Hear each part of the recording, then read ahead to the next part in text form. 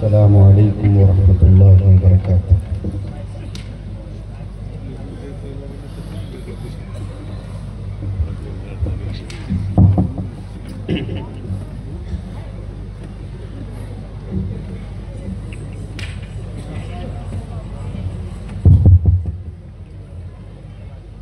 अल्हम्दुलिल्लाह नहमदुहु व नस्तईनुहु व नस्तगफिरुह। एक ही रखिए, मैन माइक लो, दो मत।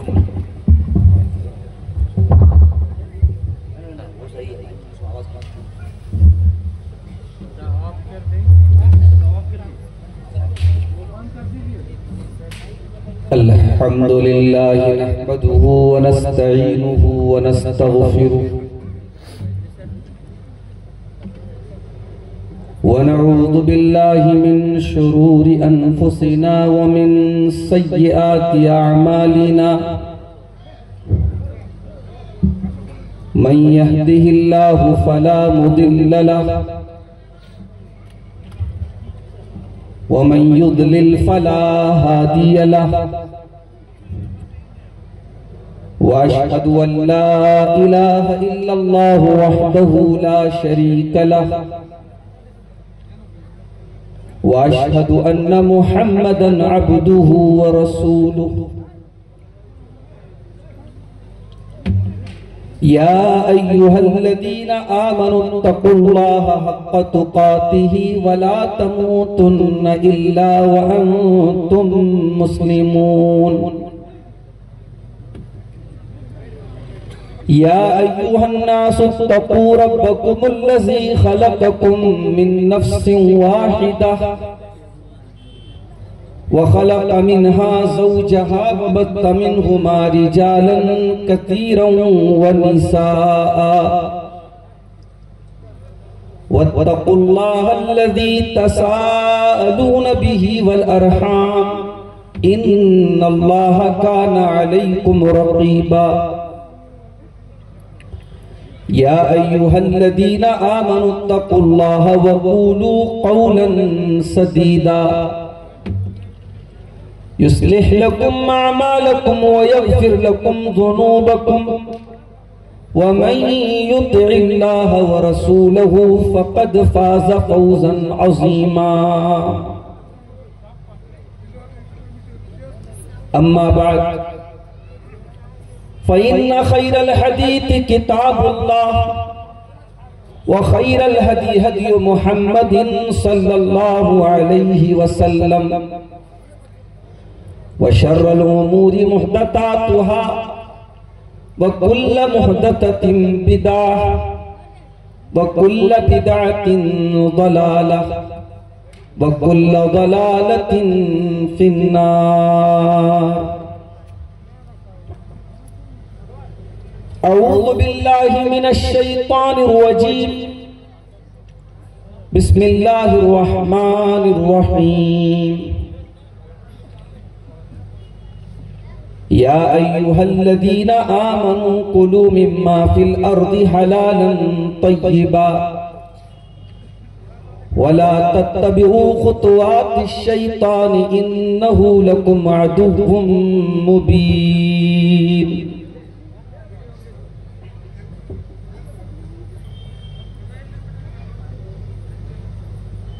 जिस दौर पे नाज़ा थी दुनिया अब हम वो ज़माना भूल गए।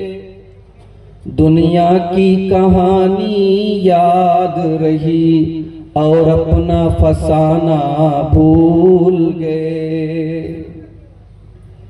मुँह देख लिया आईने में पर दाग न देखे सीने में। मुँह देख लिया आईने में पर दाग न देखे सीने में। दिल ऐसा लगाया जीने में मरने को मुसलमान भूल गए। अग़ियार का जादू चल भी चुका हम एक तमाशा बन भी गए, दुनिया को जगाना याद रहा, खुद होश में आना भूल गए। वो जिक्र हसी रहमत का अमी कहते हैं जिसे कुरान मुबीन, दुनिया के नए नगमे सीखे, अल्लाह का तराना भूल गए। अंजाम आजादी क्या कहिए, बर्बादी ही बर्बादी है। जो दर्स शहेबत हान दिया, दुनिया को पढ़ाना भूल गए। दुनिया का तो घर आबाद किया, उक़बा का मगर बर्बाद किया। मुश्किल में खुदा को याद किया, मुश्किल हुई आसान भूल गए। तकबीर तो अब भी होती है मस्जिद की फजा में ऐ अनवर, जिस ज़र्ब से दिल हिल जाते थे वो ज़र्ब लगाना भूल गए। जिस दौर पे नाज़ा थी दुनिया, अब हम वो ज़माना भूल गए। सदर मोहतरम, उलमाए किराम, मोहतरम बुजुर्गों, नौजवान साथियों, कभी कभी सोचता हूं कि जिंदगी की ये भाग दौड़ कब तक चलेगी। कल डाबा केंद्र का प्रोग्राम करने के बाद मैं रास्ते में था और इरादा आज के प्रोग्राम में आने का नहीं था। वजह यह थी कि आज वर्किंग डे था, छुट्टी का दिन नहीं था और हमारे मदरसे में इम्तिहानात का भी टाइम है, वहां बोर्ड के भी एग्जाम शुरू होने वाले हैं, तो कुछ ऐसा ऑर्डर भी आया था कि छुट्टी पास नहीं होगी और मैं निकल चुका था।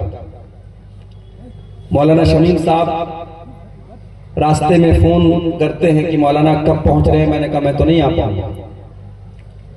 और फिर उसी रास्ते में फिर फोन आया कि बड़ा खतरनाक हादसा हो गया और कल के जलसे में एक नौजवान हाफिज कुरान, क्या नाम था उसका, बशीरुल्लाह, हाफिज बशीरुल्लाह नाम का एक नौजवान जो कल जलसे के प्रोग्राम में आया था और उसकी बाइक को जो है एक पिकअप ने ऐसी ठोकर मारी कि बेचारा ऑन द स्पॉट वो अल्लाह को प्यारा हो गया। ये हादसा सुन करके ये भी एहसास हुआ कि हम और आप जिस जिंदगी पर फख्र करते हैं और नाज करते हैं, ये जिंदगी कितनी आरजी और कितनी फानी। जिंदगी की ये डोर कब टूट जाए हम नहीं जानते। किसी को अपनी खूबसूरती पर नाज है, किसी को अपनी दौलत पर नाज है, किसी को अपनी ताकत पर नाज है। मौत का फरिश्ता आता है और सारी हेकड़ी हमारी और आपकी, मेरे भाइयों, धरी धरी धरी रह जाती। वो तो हाफिज़ कुरान था वो बच्चा और तकरीर सुनने के लिए आया था। हम तो यही उम्मीद रखते हैं अल्लाह की जात से, अल्लाह उसकी मग़फ़िरत फरमाए। एक नेक काम से वो आया था। जवान बेटा, जिस माँ और जिस बाप का वो बच्चा था, उन माँ बाप पर क्या गुजरी होगी। क्या उस नौजवान ने ये सोचा था कि कल मैं तकरीर सुन करके मैं वापस अपने घर नहीं पहुंच पाऊंगा? उसने नहीं सोचा था मेरे साथी। इसीलिए अल्लाह ताला कुरान करीम में कहता है, वमा तदरी नफ्सुम बिअय्यि अर्दिन तमूत।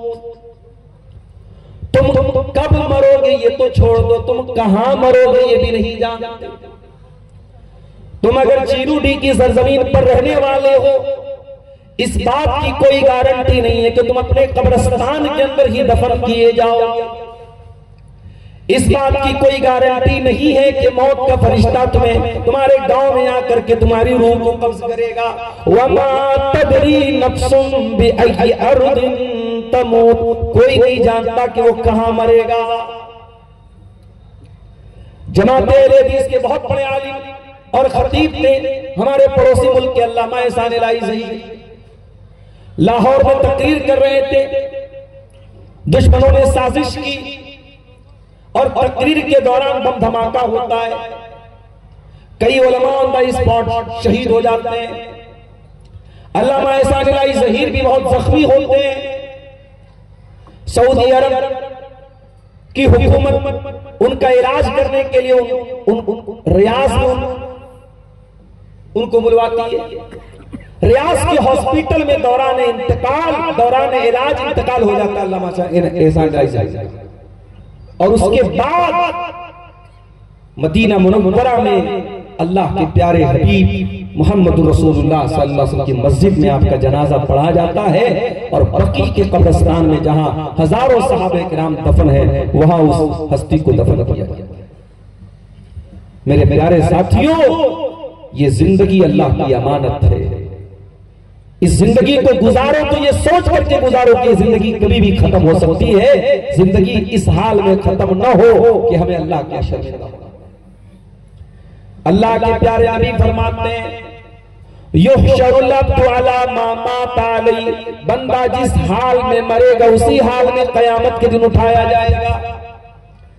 हज करने गया है, उम्रा करने गया है, एराम की हालत में मरा है, लब्बैक कहते हुए मरा है, कल कयामत के दिन उठेगा। अल्लाह के नबी फरमाते हैं, फयाती यौमुल क़ियामति मुलब्बियन, वो लब्बैक कहता हुआ कयामत के दिन आएगा। जो गाना सुनते हुए मरेगा, जो गंदी वीडियोस देखता हुआ मरेगा, जो किसी लड़की के साथ नामहरम के साथ चैटिंग करते हुए मरेगा, जो जिस हाल में मरेगा, युहशरुल अब्दु अला मा माता अलैहि, अल्लाह के नबी फरमाते उसी हाल में उठाया जाएगा।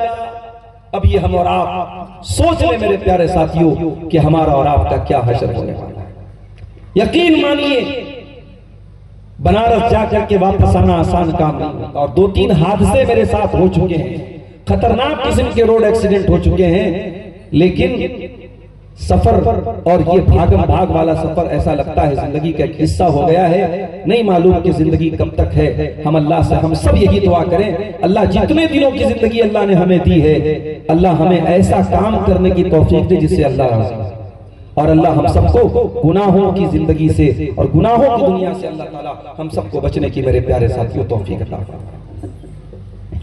मेरे भाइयों, टाइम बहुत कम है, मुझे 12:30 बजे आपका गांव छोड़ के निकल जाना है क्योंकि धनबाद से ट्रेन पकड़नी है, सुबह फिर मुझे क्लास करनी है। मुझे मौलाना शमीम साहब ने उन्वान बड़ा प्यारा दिया है, हलाल और हराम। एक मुसलमान जब कोई चीज इस्तेमाल करता है, जब कोई चीज खाता है, तो वो पहले ये तहकीक करता है कि ये हलाल है या हराम। दुनिया के और मजहब वालों का ये सिस्टम नहीं है। वो किसी दुकान पे गए, अगर वो मांसाहार करने वाला है, नॉनवेज खाने वाला है, वो जानवर किस तरीके से ज़बा हुआ था उसको इससे मतलब नहीं, वो बिरयानी खा लेगा। मगर मुसलमान पता करेगा कि साहब ये हलाल है कि नहीं है।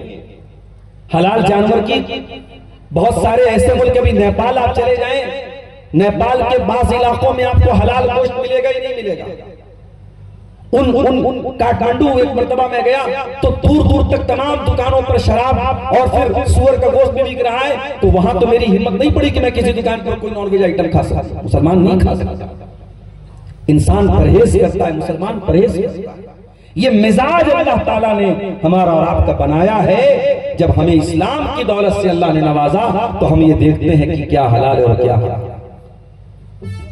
इसीलिए अल्लाह ताला सूरह बकरा के अंदर फरमाता है, या अय्युहल्लज़ीना आमनू कुलू मिम्मा फिल अर्ज़ि हलालन तय्यिबा, ऐ ईमान वालों, जमीन के अंदर जो चीजें पाक हैं, जो चीजें हलाल है, उन्हीं को तुम्हें खाना है।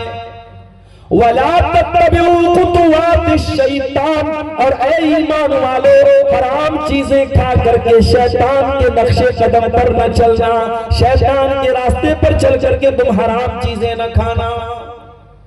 उलमा ने लिखा इस आयत की तफसीर कि शैतान का पहला जो स्टेप होता है, शैतान का पहला जो जाल होता है जिसमें वो इंसान को फंसाता है, हराम चीज आपके मुंह में डलवाता है, आपके पेट में हराम चीज डलवा करके शैतान पहला हमला करता है। हमारे बाप आदम अलैहिस्सलाम, शैतान ने उनको भी जो गुमराह किया तो बहकाया, इसी अल्लाह ताला की हराम की हुई चीज को उनके मुंह में डलवाया। झूठी कस्में खा करके, झूठे वादे करके, झूठे बहाने करके उसने आदम अलैहिस्सलाम को आमादा कर दिया। और जिस जन्नत के दरख्त के करीब जाने से अल्लाह ने मना किया था, हमारे बाप आदम ने उसको खा लिया।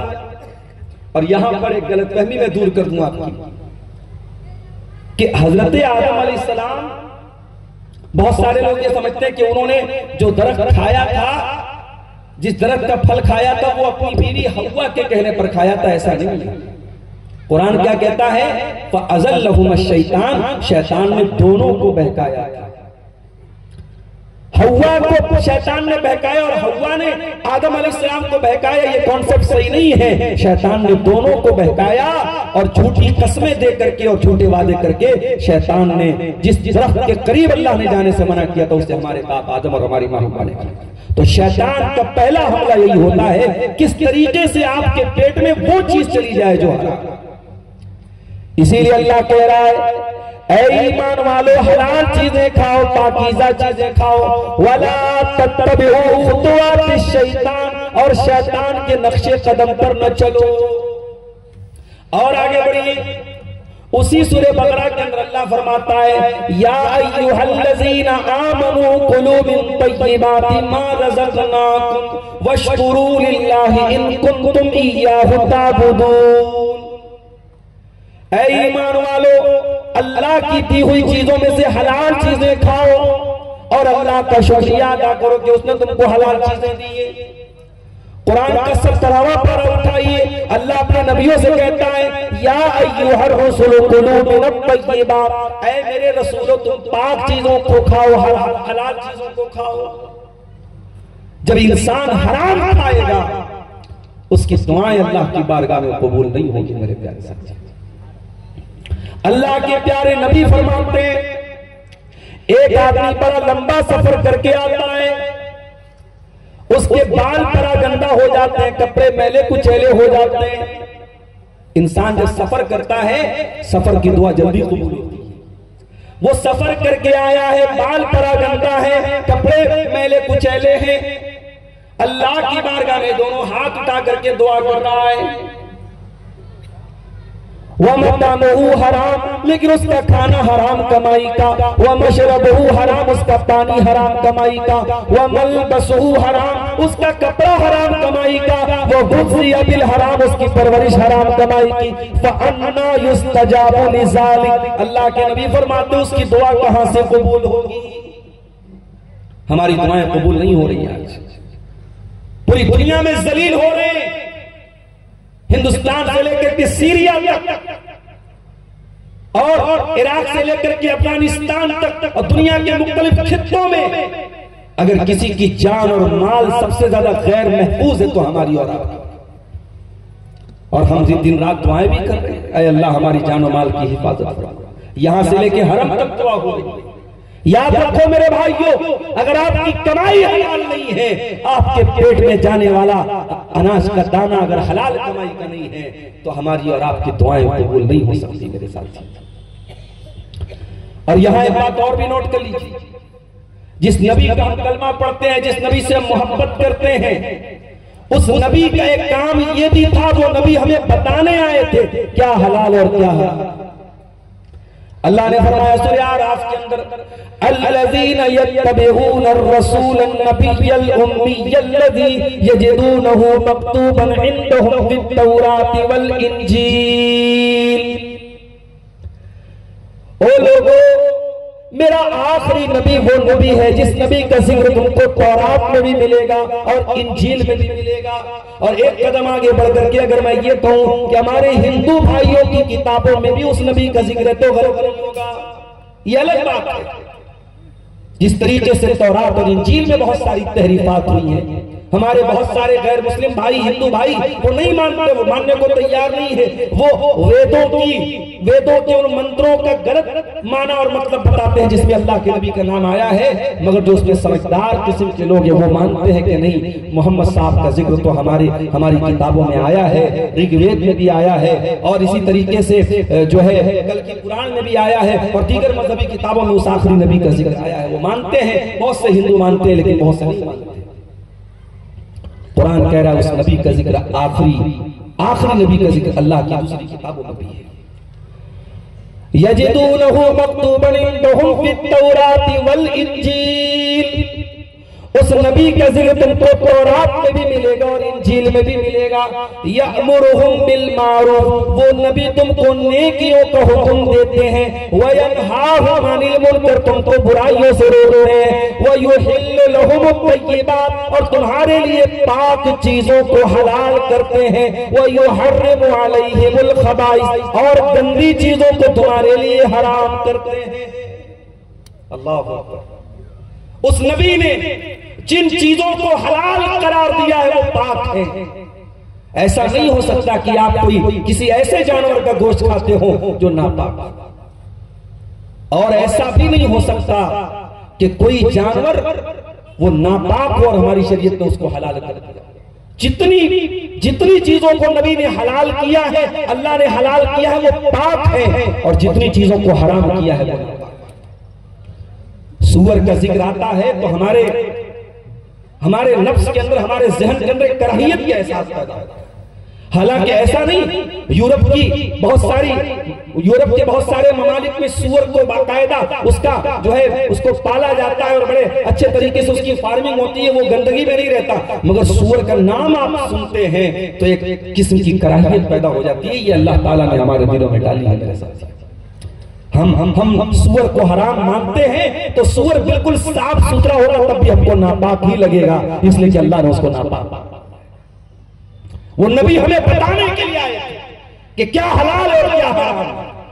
अगर उस नबी का कलमा पढ़ने के बावजूद, उस नबी से मोहब्बत का दावा करने के बावजूद अगर हमें इस बात की परवाह नहीं है हमारे घर में आने वाला पैसा हलाल का है या हराम का है, हमारा बेटा किस तरीके से पैसा कमा रहा है, ये बिल्डिंगें कैसे बन रही हैं, ये बड़ा कारोबार कैसे फैला है, अगर हमें इस बात की परवाह नहीं है तो हमें चुल्लू पर पानी में डूब पड़ना चाहिए। वो नबी बताने आए थे कि क्या हलाल और क्या। उस नबी ने तो यहां तक फरमाया अल हलालु बय्यिनुन वल हरामु बय्यिनुन व बैनहुमा उमूरुन मुश्तबिहात। हलाल बिल्कुल क्लियर है, हराम बिल्कुल क्लियर है, और हलाल और हराम के बीच में कुछ चीजें ऐसी हैं जो डाउट वाली है, जो शक वाली है। अल्लाह के नबी फरमाते हैं कि जो उन शक वाली चीजों से बच गया फक़द इस्तबरा लिदीनिही व इर्ज़िही, उसने अपने दीन को बचा लिया, अपनी आबरू को बचा लिया। और जो उन चीजों में पड़ गया तो समझो वो उस इंसान की तरह है जो किसी दूसरे की सरहद के पास अपने जानवरों को चरा रहा हो। भाई आप अपनी बकरियों को चराने लेके जाएं और पड़ोसी के खेत के पास जहां उसकी खेत की मुंडेर है, जहां उसके खेत की बॉर्डर शुरू होती है, वहां ले जाके चराएंगे तो आपकी बकरियां पड़ोसी के खेत में जाकर के चरने लगेंगी, आप रोक नहीं पाएंगे। अगर आप हराम से बचते हैं लेकिन डाउट वाली चीजों से नहीं बचते हैं तो इस बात का डर है कि आज आप डाउट वाली चीजों से नहीं बच रहे हैं, कल आप हराम से भी नहीं बचेंगे। आज डाउट वाली चीजों का क्या कहना मेरे साथ। मुसलमान खुल्लम खुल्ला सूद खा रहा है, मुसलमान खुल्लम खुल्ला ब्याज का पैसा खा रहा है, मुसलमान के घर में एटीएम चोरी का पैसा आ रहा है, मुसलमान के घर में रिश्वत का पैसा आ रहा है, मुसलमान के घर में सूद और ब्याज का पैसा आ रहा है। वो शरीयत जो इंसानियत सिखाती है, वो शरीयत जो हमें और आपको तालीम देती है, अगर आपका कोई मुसलमान भाई जरूरतमंद है और आपसे कर्ज मांगता है तो शरीयत कहती है कि कर्ज के ऊपर कभी मुनाफा मत कमाना, बिजनेस करके मुनाफा कमा लेना, तिजारत करके मुनाफा कमा लेना, किराए पर कोई चीज दे के मुनाफा कमा लेना, मगर किसी को कर्ज दे करके मुनाफा मत कमाना। जिस नबी ने हमें ये सबक सिखाया था, आज मुसलमान अपने दूसरे गरीब मुसलमान की मजबूरी का फायदा उठा करके उसे सूद और ब्याज पर पैसा देता है। मुझे याद है बिहार में दरभंगा से एक भाई का फोन आया था, उसकी बहन बहुत बीमार थी, कोई दिमागी प्रॉब्लम थी, पटना के किसी हॉस्पिटल में इलाज चल रहा था, बहुत महंगा इलाज चल रहा था, वो बेचारा सूरत में रहता था, गरीब मजदूर लड़का था। उसने मुझे फोन करके रोते हुए कहा था, मौलाना मेरे गांव में पैसे वाले लोग हैं, मगर वो मुझे ब्याज पर कर्जा दे रहे हैं। सुन करके सीना छल्ली हो गया कि आज मुसलमान कहां पहुंच गया है, अपने दूसरे मुसलमान भाई की मजबूरी का नाजायज फायदा उठा करके उसे ब्याज पर कर्जा दे रहा है। मेरे प्यारे साथियों, ये मुसीबतें हम पर ऐसे ही नहीं आ रही हैं। हमने नबी की सारी तालीमात को भुलाया है, हमने हलाल और हराम की तमीज को भुलाया है। सब ठाट पड़ा रह जाएगा जब लाद चलेगा बंजारा, न ये जमीन कब्र में तुम्हारे साथ जाएगी, न जायदाद तुम्हारे साथ जाएगी, न तिजोरी तुम्हारे साथ जाएगी, न बैंक बैलेंस तुम्हारे साथ जाएगा। जिस दिन तुम्हारी सांसों की डोर टूटेगी, दिल की धड़कन बंद होगी, सारा माल दूसरों का हो जाएगा, सारी जमीन दूसरों की हो जाएगी, सारी जायदाद पर दूसरे कब्जा कर लेंगे और तुम दो गज जमीन के नीचे दफन कर दिए जाओगे। मेरे प्यारे साथियों, ये हराम की जमीन, ये हराम का पैसा, ये हराम की दौलत कुछ भी अपने साथ लेकर के हम नहीं जाएंगे। किसके लिए अपनी आखिरत बर्बाद कर रहे हो? बहुत सारे लोग क्या करते हैं, हराम पैसे से प्रॉपर्टी बना रहे हैं। भाई उस प्रॉपर्टी में तुमको तो नहीं रहना है, तुम्हारी आने वाली नस्ल को रहना है। अपनी आने वाली नस्ल के लिए हराम की जमीन पर मकान बना रहे हो। इमाम बुखारी का नाम सुना है? ये सामने जो पब्लिक बैठी है, कोई बताए इमाम बुखारी का असल नाम क्या था? उलमा से नहीं पूछ रहा हूं, पब्लिक से पूछ रहा हूं। बहुत तकरीर सुनते हैं आप, कल डाबा कैंप में भी बड़ी भीड़ है, आज चीनुडी में भी लोग बता रहे बहुत भीड़ है। तकरीर सुनते हैं तो कुछ जनरल नॉलेज भी आपके पास होनी चाहिए। इमाम बुखारी का असल नाम कोई बताए? बोलो। इमाम बुखारी रहमतुल्लाह अलैह, अच्छा ये असल नाम था। और कोई? इमाम बुखारी का असल नाम था मोहम्मद बिन इस्माइल, उनका असल नाम था मोहम्मद, उनके वालिद का नाम था इस्माइल। अब गौर से सुनिएगा, इमाम बुखारी के वालिद इस्माइल बीमार हो गए, इंतकाल का टाइम करीब आ गया। उस दौर के एक बहुत बड़े आलिम जिनका नाम अहमद बिन हफ्स था, वो इमाम बुखारी के बाप से मिलने के लिए गए। अभी इमाम बुखारी तो बच्चे थे, अभी तो कोई उनको जानता भी नहीं था। उनके बाप भी उस जमाने के आलिम थे। उनका इंतकाल का टाइम आया, दूसरे आलिम मिलने के लिए आए। तो इमाम बुखारी के बाप क्या कहते हैं? कहते हैं कि ऐ अहमद, अल्लाह की कसम, मेरे घर में अगर एक दिरहम भी आया है तो मुझे मालूम है कि वो एक दिरहम कहां से आया है। कभी हराम का एक दिरहम भी अपने घर में मैंने आने नहीं दिया, हराम का एक पैसा मैंने अपने घर में आने नहीं दिया। इमाम अहमद इब्ने हफ्स कहते हैं, इमाम बुखारी के बाप तो ये कह करके दुनिया से चले गए। बाद में मुझे एहसास हुआ कि जब बाप नेक हो, जब बाप दीनदार हो, तब उसकी नस्लों पर उसका असर पड़ता है। और फिर उन्होंने कुरान की आयत पढ़ी, वकाना अबूहुमा सालिहा। सूरह कहफ में अल्लाह ने वाकया बयान किया कि दो यतीम बच्चों का मकान गिर रहा था, उनके मकान की दीवार गिर रही थी और उस दौर के एक पैगंबर जिनका नाम हजरत खजिर था, उन्होंने उनकी दीवार को ठीक कर दिया, उनकी दीवार को सीधा कर दिया। और जब मूसा अलैहिस्सलाम ने पूछा कि आपने दीवार को क्यों सीधा कर दिया, तो उन्होंने कहा कि ऐ मूसा, वो दीवार तो यतीम बच्चों के मकान की दीवार थी और दीवार के नीचे उनके बाप ने खजाना छुपाया था। अगर दीवार गिर जाती, खजाना गांव वाले लूट लेते। अल्लाह ने मुझे हुक्म दिया कि वो यतीम बच्चे हैं, उनका खजाना लूट न जाए, उनका खजाना बर्बाद न हो जाए, इसलिए मैंने दीवार को ठीक कर दिया। और मैंने क्यों ठीक किया? वकाना अबूहुमा सालिहा, क्योंकि उनका बाप नेक था। अगर हमारा आप नेक होंगे, अल्लाह की कसम अल्लाह ताला हमारी औलादों को जाया न करेगा। मेरे प्यारे साथियों, अगर बाप इब्राहिम के जैसे हो तो इस्माइल प्यासा नहीं मर सकता। अगर शौहर इब्राहिम के जैसा हो तो हाजरा भूखी प्यासी नहीं मर सकती। गौर करो, जब इब्राहिम अलैहिस्सलाम अपने दूध पीते बच्चे इस्माइल को और अपनी बीवी हाजरा को जब मक्का की बियाद हो गया सरजमीन पे छोड़ के जा रहे थे, वहां कोई क्लॉक टावर तो नहीं था, वहां बड़े बड़े होटल तो नहीं थे, वहां जमजम का कुआं तो नहीं था, वहां ना अनाज था, न दाना था, न पानी था। बेवादिन गैर ज़ी ज़रिन, वहां अनाज का एक दाना नहीं था, वहां कोई आबादी नहीं, कोई बस्ती नहीं। कल मैं यहां से जब ड्राइवर के साथ पटना जाने लगा, देवघर के आगे एक जगह पड़ती है, एक जंगल पड़ता है, चकारी का जंगल, चकारी नाम है ना, चकारी का जंगल। ड्राइवर हमारा कहने लगा, मौलाना साहब, शेख साहब, मेरी तो जान सूख रही है, 10-15 किलोमीटर तक पूरा जंगल है, एकदम सन्नाटा। तो वो जो मक्का की सरजमीन थी वो बिल्कुल जंगल कह लीजिए, सहरा, दूर दूर तक कोई आबादी नहीं, और वहां अल्लाह के हुक्म पर अपने बच्चे इस्माइल को और अपनी बीवी हाजरा को इब्राहिम छोड़ के जाने लगे। हाजरा सवाल करती हैं कि ऐ मेरे सरताज, इला मन तत्रुकुना, किसके सहारे छोड़ के जा रहे हैं? इब्राहिम ने कोई जवाब नहीं दिया। फिर पूछा, अल्लाहु अमरका बिहाज़ा, ऐ मेरे सरताज, कहीं अल्लाह का हुक्म तो नहीं है, कहीं अल्लाह का ऑर्डर तो नहीं है?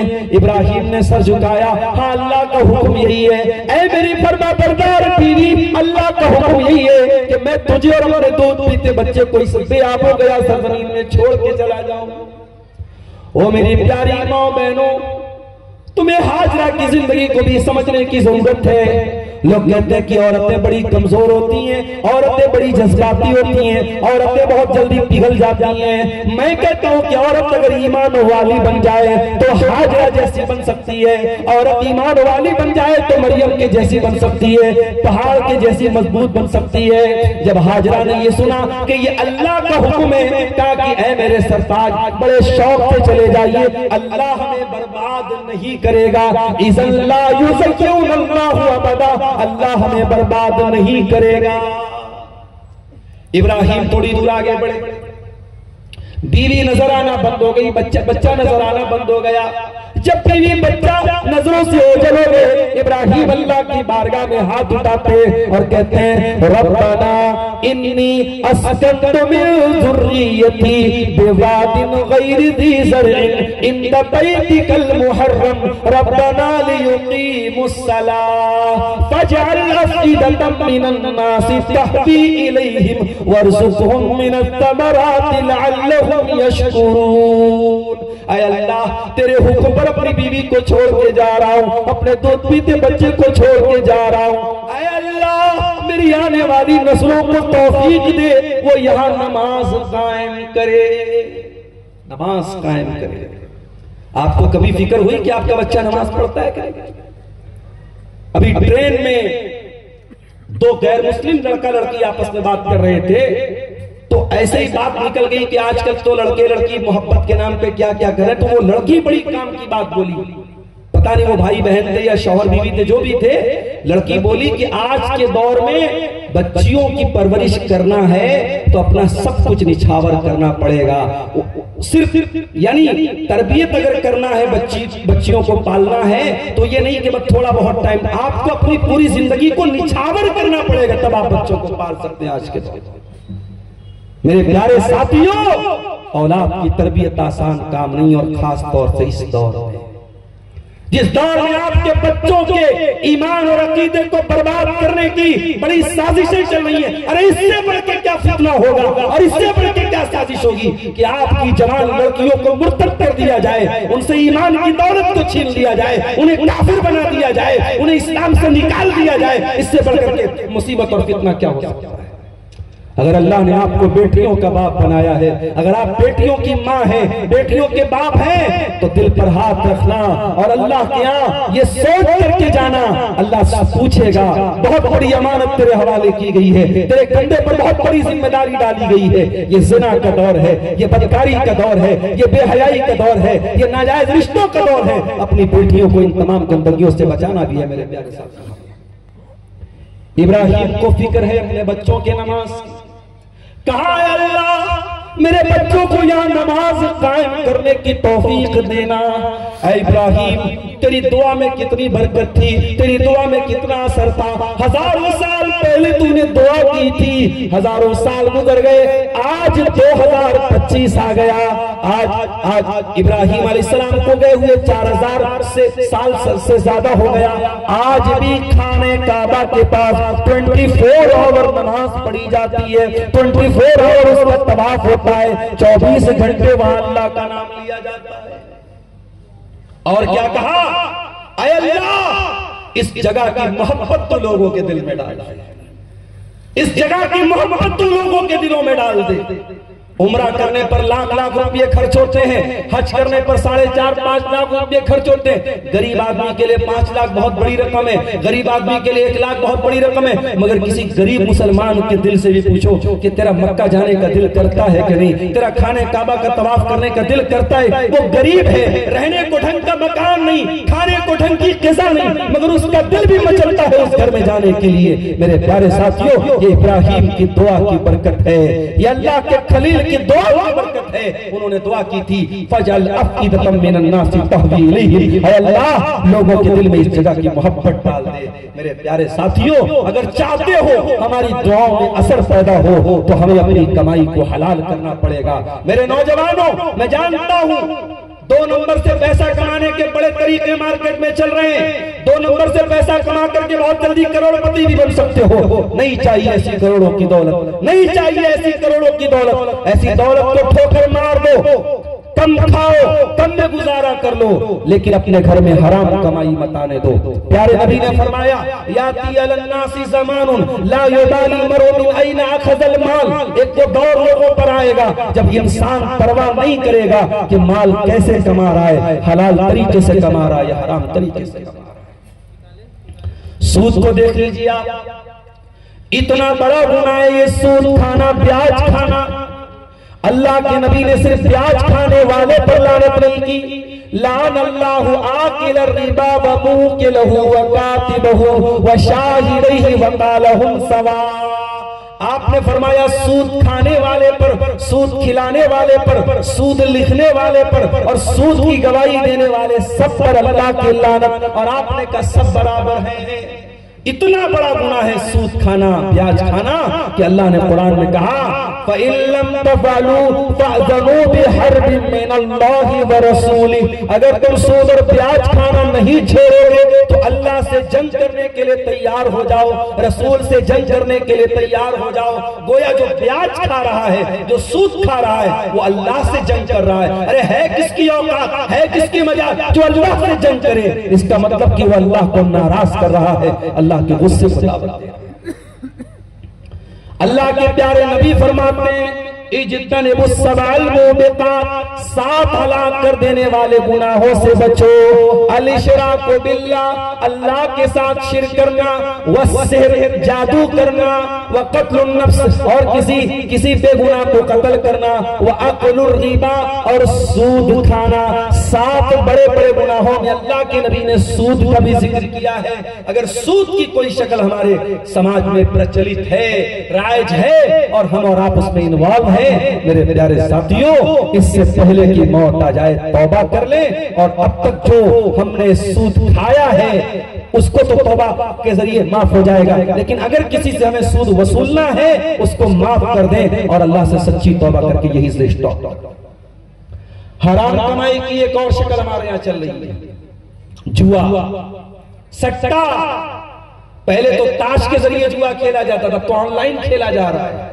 कितने ऐप्स चल रहे हैं जिसमें पैसा लगाओ डबल हो जाएगा पैसा, ये पैसा डबल करने वाली जितनी स्कीमें हैं, रातों रात अमीर बनाने वाली जितनी स्कीमें, सब फ्रॉड है, सब जुआ है, सब सट्टा है। और याद रखो ये जुआ इतना खतरनाक गुनाह है कि अल्लाह कुरान में जब शराब का जिक्र करता है तो शराब के साथ जुआ का जिक्र करता है। इन्नमल खम्रु वल मैसिरु वल अंसाबु वल अज़लामु रिजसुम मिन अमलिश शैतान। ऐ ईमान वालो, शराब, जुआ और किस्मत का हाल मालूम करने के लिए जो पासे फेंके जाते हैं, जो तीर चलाए जाते हैं और गैरुल्लाह के आस्ताने, ये सब गंदे काम है, शैतान के काम है। फजतनिबूहु, इनसे बचो। कभी आपने गौर किया कि अल्लाह ने जुए के साथ शराब को क्यों जिक्र किया? उलमा ने लिखा है जिस तरीके से शराब में एक नशा होता है वैसे ही जुए के अंदर भी एक नशा होता है। और जिस तरीके से शराब के नशे में इंसान पागल हो जाता है, जुए के नशे में भी पागल हो जाता है। हमारे बनारस के करीब में मऊ एक जगह है, मशहूर जगह है मऊ। मऊ के अंदर कई लड़कों ने ये सट्टेबाजी के चक्कर में और यही जुएबाजी के चक्कर में अपनी जान तक दे दी और अपने घर का सारा माल उन्होंने बर्बाद कर दिया, अपने घर की कीमती चीजों को बेच दिया। मेरे प्यारे साथियों, ये जुआ, ये हराम कमाई का एक बहुत बड़ा जरिया बनता चला जा रहा है। इससे हमें और आपको अपने आप को बचाना है। और आगे बढ़िए, हराम कमाई का एक और जरिया बेईमानी करना, खयानत करना, किसी को फ्रॉड करके पैसा कमाना। नबी अकरम, जंग खैबर का मौका है, जंग खत्म हो गई, शहीदों की लाशें लाई जा रही है। साहबा कह रहे ये अल्लाह की राह में शहीद किया गया, ये अल्लाह की राह में शहीद किया गया।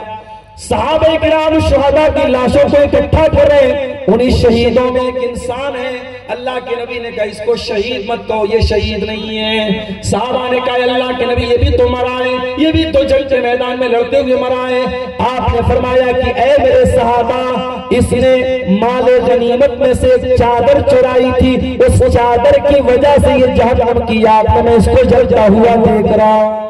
एक खयानत की थी उसने, बेईमानी और फ्रॉड करके उसने माले गनीमत में से चादर ली थी। अल्लाह के नबी ने फरमाया उस चादर की वजह से मैं उसको जहन्नम की आग में जलता हुआ देख रहा हूं। जो खयानत करेगा, जो फ्रॉड करेगा, जो बेईमानी करेगा, कल कयामत के दिन उसको लेकर के आएगा। किसी की बकरी चुराइए, अल्लाह के नबी फरमाते हो बकरी उसके सर पे चढ़ी होगी, उसकी गर्दन पे चढ़ी होगी और बकरी आवाज लगाएगी। अगर उसने ऊंट चुराया है तो ऊंट उसकी गर्दन पे खड़ा होकर के ऊंट आवाज निकालेगा। जिस चीज को उसने चुराया है और फ्रॉड किया है वो चीज उसकी गर्दन पे चढ़ करके आवाज देगी। खयानत की जितनी शक्लें हैं मेरे प्यारे साथियों वो हराम है। और आगे बढ़िए, हराम कमाई का एक और जरिया हमारे समाज में राइज है, दूसरे की जमीन पर नाजायज कब्जा कर लेना या वरासत में किसी का हक मार लेना, अपने भाई का हक मार लेना, अपनी बहन का हक मार लेना। याद रखो मेरे प्यारे साथियों, अल्लाह के नबी फरमाते मन ज़लम क़ीद शिब्रिन तुफ़िक़ मिन सबियरदीन यौमल क़ियामा, जो एक बालिश्त जमीन भी किसी की नाजायज हड़पेगा, कयामत के दिन एक बालिश्त जमीन हड़पने वाले के गर्दन में 7 जमीनों का तोड़ डाला जाएगा। आज तो अदालतों के जरिए, वकीलों के जरिए आपका हक नहीं, आप अपना हक बना लीजिए। कचहरी में चले जाओ, मुसलमानों के केस सबसे ज्यादा मिलेंगे, सबसे ज्यादा भाई भाई के खिलाफ केस कर रहा है, बेटा बाप के खिलाफ केस कर रहा है, बहन भाई के खिलाफ केस कर रही है। कचहरियों में हमारे केस आपको ज्यादा मिलेंगे। अल्लाह के प्यारे नबी फरमाते हैं मेरे पास 2 लोग आते हैं अपना मुकदमा लेकर और मैं किसी एक के पक्ष में फैसला कर देता हूं, एक के खिलाफ फैसला कर देता हूं। हो सकता है लअल्ला बाज़कुम अलहन मिन बाज़, हो सकता है कि किसी की बातों में बड़ी चिकनी चुपड़ी बातें करता हो और उसकी बातों को सुन करके मैं प्रभावित हो जाऊं, मुतासिर हो जाऊं और उसके हक में फैसला कर दूं, जबकि जमीन उसकी नहीं थी, हक उसका नहीं था, मैं उसके हक में फैसला कर दूं। ओ लोगों, कान खोल करके सुन लो, अगर हक नहीं था और मैंने कर दिया उसके हक में फैसला, तो ये न समझे कि मैं जमीन दे रहा हूं, इन्नमा अक़तौलहु क़ितअम मिनन नार, मैं जहन्नम का एक टुकड़ा दे रहा हूं, मैं जमीन का टुकड़ा नहीं दे रहा हूं। मेरे प्यारे साथियों, आज कितने मुसलमान हैं अपने पड़ोसी की जमीन पर नाजायज कब्जा, अपने भाई की जमीन पे नाजायज कब्जा, अपनी बहन की जमीन पे नाजायज कब्जा करके बैठे हैं। और बड़े पक्के मुसलमान, बड़े पक्के मुसलमान, चेहरे पर शरई दाढ़ी, माथे पर सजदे का निशान, नमाज पूरी सुन्नत के मुताबिक पढ़ते हैं और बड़े बड़े तकवा शिआर हैं, मगर वरासत में अपनी बहन बेटियों का हक मार के बैठे हैं। माफ करना मेरे प्यारे साथियों, वरासत का कानून अल्लाह का बनाया हुआ कानून है और वरासत के जो नियम और कायदे हैं, बड़ी जिम्मेदारी के साथ बात कह रहा हूं कि उलमा के दरमियान उसमें इख्तिलाफ ना के बराबर, और मसाइल में तो इख्तिलाफ मिलेगा, वरासत में इख्तिलाफ ना के बराबर है। क्यों? अल्लाह ने कुरान में मेंशन कर दिया बीवी का कितना हक है, शौहर का कितना हक है, बहन का कितना हक है, बाप का कितना है, माँ का कितना है, औलाद को कितना मिलेगा, पूरा अल्लाह ने बयान कर दिया कुरान में। और सिर्फ 3 आयतों में अल्लाह ताला ने पूरा वरासत का मसला बयान कर दिया। और जब वरासत का मसला अल्लाह ने बयान किया तो आगे वजाहत कर दी, तिल्का हुदूदुल्लाह, मैं ये जो कानून बयान कर रहा हूं मेरे बंदो, ये अल्लाह की हुदूद है, ये अल्लाह का बनाया हुआ कानून है। वमन यासिल्लाह व रसूलहु व यतअद्दा हुदूदहु, जो अल्लाह की नाफरमानी करेगा, जो रसूल की नाफरमानी करेगा, जो अल्लाह के कानून को तोड़ेगा, युदखिलहु नारन खालिदन फीहा, अल्लाह उसको हमेशा हमेश के लिए जहन्नम में डाल देगा। जहन्नम की वहीद सुनाई अल्लाह ने कुरान में उसके लिए जो वरासत के कानून को तोड़े।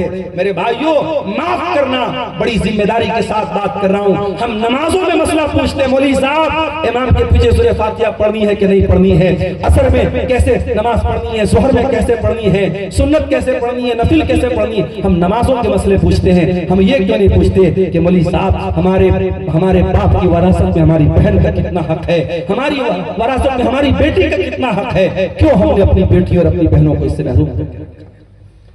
और जब हम इस मसले पर गौर करते हैं तो हम इस नतीजे पर पहुंचते हैं कि समाज में जहेज नाम की जो एक रस्म है, इस रस्म की वजह से भी बेटियों को वरासत में हिस्सा न देने का रिवाज है।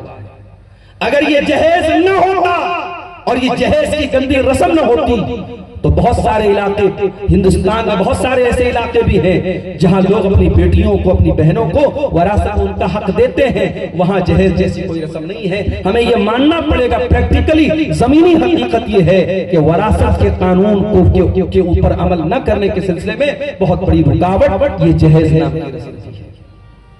और आगे बढ़िए, हराम तरीके से पैसा कमाने की एक शक्ल ये भी है कि आप जब बिजनेस करें, कारोबार करें, तो कारोबार में आप बेईमानी करें, फ्रॉड करें, मिलावट करें, नाप तौल में कमी करें। इस तरीके से पैसा तो आप कमा लेंगे मगर बरकत खत्म हो जाएगी।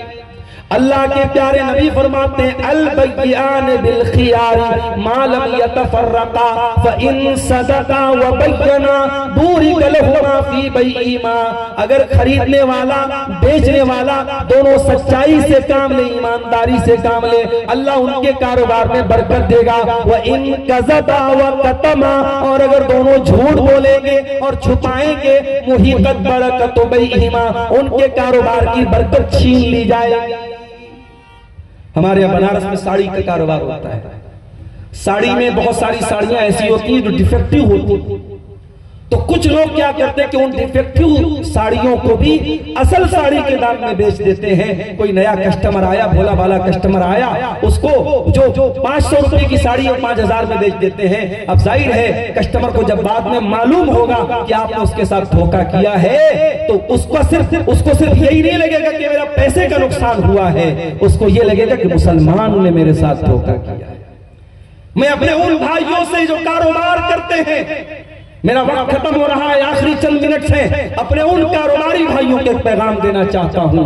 पैसा तो बहुत कमाया होगा मेरे साथी, आपने कारोबार ऐसा करो, बिजनेस ऐसा करो कि पैसे के साथ साथ इंसान कमाओ, और देखो कि आपने इंसान कितने कमाए हैं, आपने अपने बिजनेस में कितने लोगों को कमाया है, कितने ताल्लुकात आपने अपनी ईमानदारी की बुनियाद पर कायम किए हैं। मेरे अजीज, अल्लाह के नबी मदीना के मार्केट में जाते हैं, एक सहाबी अनाज बेच रहे थे, जौ बेच रहे थे, अल्लाह के प्यारे नबी ने जौ के अंदर हाथ डाला, अंदर का जौ भीगा हुआ नजर आया।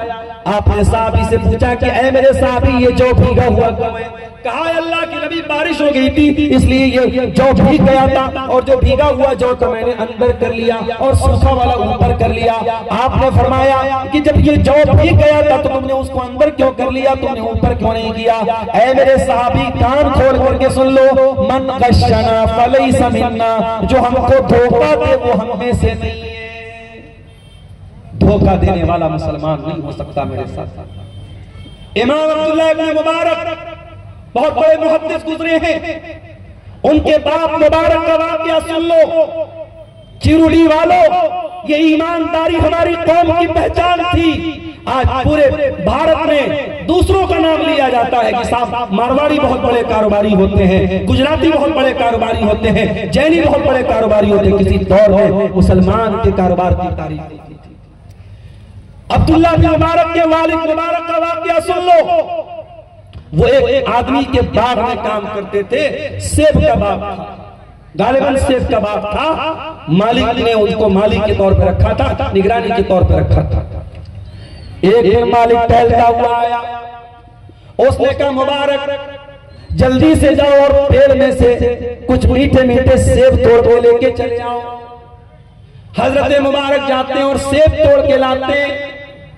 मालिक जब सेब को खाता है तो सारे सेब कड़वे कसैले निकलते हैं, कोई भी मीठा नहीं निकलता, सब कच्चे निकलते हैं। कहा कि ऐ मुबारक, इतने दिनों से तुम इस बागीचे के माली हो, तुम्हें इतना नहीं मालूम कि कौन सा सेब मीठा है? तुम मेरे पास ऐसा सेब लेके आए हो जो बेलज्जत है, जिसके अंदर मिठास नहीं है, तुमको इतना भी नहीं मालूम? तो हजरत मुबारक ने कहा कि ऐ मालिक, आपने मुझे इस बाग की हिफाजत के लिए रखा है, मुझे सेब तोड़ करके खाने के लिए नहीं रखा है। आज तक मैंने इस बागीचे का कोई सेब कभी तोड़ के नहीं खाया। हजरत मुबारक की इस ईमानदारी से मुतासिर होकर उस मालिक ने सोचा, इतना ईमानदार इंसान आज के दौर में नहीं मिलेगा। अपनी लड़की की शादी उससे करते हैं और फिर उन्हीं हजरत मुबारक की औलाद पैदा होती है, जिनको अब्दुल्लाह बिन मुबारक के नाम से लोग जानते हैं। मेरे प्यारे साथियों, बहुत बड़े मुहद्दिस और बहुत बड़े इमाम अपने दौर के गुजरते हैं। इमाम अबू हनीफा रहमतुल्लाह अलैह अपने दौर के बहुत बड़े इमाम, उन्होंने किसी को कर्जा दिया और जिसको कर्जा दिया था उसके घर जब कर्जा लेने के लिए गए, गर्मी का मौसम था, दरवाजा खटखटा रहे हैं, वो आदमी दरवाजे पर आता है, देखता है धूप निकली हुई है, गर्मी का मौसम है और इमाम अबू हनीफा मेरे दरवाजे पर खड़े हैं। उसने कहा, इमाम साहब मेरे घर के अंदर चले आइए, आराम से पेड़ की छांव में बैठ जाइए और ठंडा ठंडा पानी पी लीजिए, खजूर खा लीजिए। आपका जो पैसा मैंने लिया है, जो कर्जा मैंने लिया है, मैं वो कर्जा आपको दे दूंगा, लेकिन आप अंदर तो आ जाइए, धूप में न खड़े रहिए। बड़े गौर से सुनना मेरे भाइयों, एहतियात देखो हमारे असलाफ की, एहतियात देखो हमारे उम्मा की। इमाम अबू हनीफा कहते हैं कि ऐ मेरे भाई, अगर मैंने तुझको कर्जा न दिया होता तो मैं मेहमान बन करके तेरे घर में आ जाता, लेकिन चूंकि मैंने तुझको कर्जा दिया है तो मुझे इस बात का डर है कि कहीं मैं तेरे घर के पेड़ की छांव में अगर आराम करूंगा, तेरे घर का ठंडा पानी पीऊंगा, तेरी खजूरों को खाऊंगा, तो मुझे इस बात का डर है कि कहीं वो उस कर्जे पर प्रॉफिट न मान लिया जाए, कहीं उस कर्जे का मुनाफा न मान लिया जाए, कहीं अल्लाह ताला का सूद न लिख दिया जाए। इसलिए मैं आज आपके पास अपना कर्जा लेने के लिए आया हूं, मैं आपके पेड़ की छांव के नीचे आराम भी नहीं कर सकता। ये एहतियात हमारे असलाफ करते थे। मेरे अजीजों, जब आपके पेट में एहतियात करेंगे, आपके हमारे पेट में, अल्लाह के नबी फरमाते, बुखारी की रिवायत है, इन्ना अव्वलु मा युंतनु मिनल इंसानि बत्नुहु, इंसान के बदन में सबसे पहले अगर कोई चीज नापाक होती है, उसका पेट नापाक होता है। सबसे पहले पेट बदबूदार होता है, सबसे पहले पेट में गंदी चीजें जाती हैं जो इंसान के अखलाक पर असर डालती हैं। इसलिए अल्लाह के नबी ने फरमाया कि हलाल और पाकीज़ा चीजों को खाओ। मेरे अजीजों, मेरे नौजवान साथियों, हलाल की कमाई मेरे नबी को बहुत पसंद थी। मेरे नबी ने तारीफ की है हलाल खाने वालों की। और जो नबी के दौर में अगर कोई मानता था, अल्लाह के नबी ने फरमाया कि अगर कोई इंसान वो जरूरतमंद नहीं है और दूसरों के सामने हाथ फैलाता है तो कयामत के दिन वो इस हाल में आएगा कि उसके चेहरे पर गोश्त नहीं होगा, उसके चेहरे का गोश्त छीन लिया जाएगा, बेरौनक उसका चेहरा होगा जो जरूरतमंद नहीं है और फिर भी लोगों के सामने हाथ फैलाता है। मेरे नबी ने गदागरी की तालीम नहीं दी, मेरे नबी ने लोगों के सामने हाथ फैलाने की तालीम नहीं दी, मेरे नबी ने हाथ से काम करने की तालीम दी है। मेरे प्यारे नौजवान साथियों, अपने दस्तों बाजू पर भरोसा करो, अल्लाह की जात पर तवक्कुल करके मेहनत और कारोबार में अपना दिमाग लाओ, हलाल चीजों में अपना दिमाग लाओ, इंशाअल्लाह हलाल में बहुत बरकत है। मैं एक आखिरी बात बयान करके बात खत्म कर रहा हूँ। सहाबे किराम में एक नाम हमको मिलता है, हजरत अब्दुर्रहमान बिन औफ रज़ियल्लाहु ताला अन्हु का। अब्दुर्रहमान बिन औफ कौन है? मेरी माए बहने जरा सुने, अब्दुर्रहमान बिन औफ वो सहाबी हैं,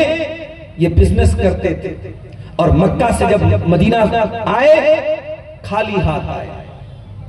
अल्लाह के नबी ने इनका भाईचारा कराया हजरत साद बिन रबी के साथ। साद बिन रबी इनको ऑफर करते हैं कि अब्दुर्रहमान मेरी 4 बीवियां हैं, तुम किसी एक को पसंद कर लो, मैं तलाक दे देता हूं, तुम निकाह कर लेना उसके साथ इद्दत के बाद, और मेरे पास इतनी जमीन है जायदाद है, बंटवारा कर लेता हूं, आधा तुम ले लो आधा मैं ले लेता हूं। आज इंसान अपने सगे भाई को उसका हिस्सा देने को तैयार नहीं है, या कोई रिश्ता नहीं है। नबी की जबान पर नबी ने बस जबान से कह दिया, उस रिश्ते को इतनी अहमियत दी जा रही है। कह रहे हैं अब्दुर्रहमान अपनी जमीन आधी देने को तैयार हूं, अपना मकान आधा देने को तैयार हूं। हजरत अब्दुर्रहमान बिन औफ खुददार इंसान थे। कहा है मेरे भाई साद बिन रबी, अल्लाह तेरे माल में बरकत दे, तेरे परिवार में बरकत दे, मुझे तेरी बीवी से शादी नहीं करना, न मुझे तेरा माल चाहिए न मुझे तेरा घर चाहिए, मैं तो बिजनेसमैन आदमी, मुझे मार्केट का पता बता दे। मार्केट का पता बता दे। मार्केट में जाते हैं और पनीर का और घी का कारोबार अब्दुर्रहमान बिन औफ शुरू करते हैं और कुछ ही दिनों के बाद वो शादी कर लेते हैं। और जब अल्लाह के नबी से मुलाकात होती है तो उस जमाने में शादी के मौके पर औरतें कोई खुशबू लगाती थी जो जर्द रंग की खुशबू होती थी, तो उनके कपड़े पर जर्द रंग की खुशबू का जब निशान देखा अल्लाह के नबी ने, तो अल्लाह के नबी ने पूछा क्या अब्दुर्रहमान क्या तुमने शादी कर ली? कहा कि हाँ अल्लाह के नबी मैंने शादी कर ली। आज हमारा नौजवान जब शादी करता है तो लोग पूछते हैं जहेज में क्या मिला, 4 व्हीलर मिली कि 2 व्हीलर मिली कि कैश मिला, क्या मिला? नबी ने पूछा क्या अब्दुर्रहमान तुमने बीवी को मेहर में क्या दिया है? और अभी हमारे बनारस में भी अंसारी बिरादरी के लोग रहते हैं। अंसारी बिरादरी का पूरा एक वहां पे एक तंजीम है, उसने ये तय किया है बनारस में कि कोई बारात नहीं ली जाएगी, कोई जहेज नहीं लिया जाएगा, सिंपल तरीके से शादी की जाएगी, सिर्फ एक तरीके का खाना रखा जाएगा। अभी ये कानून बना था, एक हफ्ते के बाद एक वीडियो वायरल हुआ, बनारस के एक बड़े जिम्मेदार घराने में शादी नहीं, शादी के पहले जो इंगेजमेंट होती है, मंगनी की रस्म, एक बहुत बड़े होटल में करोड़पति परिवार था, मंगनी की रस्म हुई और बाकायदा म्यूजिक बज रहा है और फिल्मी अंदाज में जिस तरीके से हीरो और हीरोइन की एंगेजमेंट होती है उनकी एंगेजमेंट हुई। और वो जो घराना है वो बनारस का मुसलमान घराना, अंसारी घराना, और जिन लोगों ने ये सारा कानून बनाया था उन लोगों से उनकी रिश्तेदारी भी थी। अब लोग उस वीडियो को वायरल कर रहे हैं और लोग कह रहे हैं कि भाई क्या आपने कानून बनाया जब आप इस पर खुद अमल नहीं कर रहे। तो मेरे भाइयों, कानून बनाने से काम नहीं चलेगा, कानून पर अमल करना पड़ेगा। सहाबे किराम ने कानून पर अमल किया, उनके यहाँ कोई जहेज नहीं था, कोई बारात नहीं थी, कोई मंगनी नहीं थी, उनके यहाँ शादी बहुत आसानी से हो जाती थी। नबी ने पूछा अब्दुर्रहमान बीवी को तुमने मेहर में क्या दिया? कहा अल्लाह के नबी सोने की खजूर की गुठली के बराबर सोना दिया है, खजूर की गुठली के बराबर सोना दिया है। चंद दिनों के कारोबार से इतनी बरकत उनको ही, बीवी को सोना देते हैं मेहर में, और बाद में इतनी बरकत उनके कारोबार में होती है कि मदीना के करोड़पति लोगों में उनका शुमार होता है। और अब्दुर्रहमान बिन औफ खुद कहते हैं मैं पत्थर भी उठाता हूं तो इस उम्मीद में उठाता हूं कि उसके नीचे मुझे सोना मिलेगा। तो मेरे अजीजों, सहाबे किराम में अगर फटा पुराना कपड़ा पहनने वाले लोग हैं तो सहाबे किराम में करोड़पति लोग भी हैं। इसलिए खूब पैसा कमाओ, खूब दौलत कमाओ। इस्लाम में दौलत कमाना मना नहीं है। ये मदरसे चलेंगे आपकी दौलत से, ये मस्जिदें बनेंगी आपकी दौलत से, ये दावती काम होंगे कामयाब की दौलत से। दौलत कमाना बुरा नहीं, पैसा कमाना बुरा नहीं, मगर हलाल और जायज तरीके से पैसा कमाओ। हराम का पैसा अपने घर में आने मत दो, वरना हमारी नमाजें, हमारी इबादतें हमारे मुंह पर मार दी जाएंगी। हलाल और हराम के मौजू पर ये चंद बातें जल्दी जल्दी में आपके सामने रखी हैं। अल्लाह से हम दुआ करते हैं रब्बुल आलमीन हमें अपनी कमाई के सिलसिले में एहतियात करने की तौफीक अता फरमा। रब्बुल आलमीन इतना हलाल तू दे दे कि हमें हराम की जरूरत न पड़े। अल्लाहुम्मा क़िना बिहलालिका अन हरामी, ऐ अल्लाह अपने हराम से बेनियाज कर दे, और ऐ अल्लाह हमें अपने दर का भिखारी बना, किसी और के दर का भिखारी मत बना। आमीन व आखिर दावाना अल्हम्दुलिल्लाहि रब्बिल आलमीन। अस्सलामु अलैकुम व रहमतुल्लाह। बहुत बहुत शुक्रिया।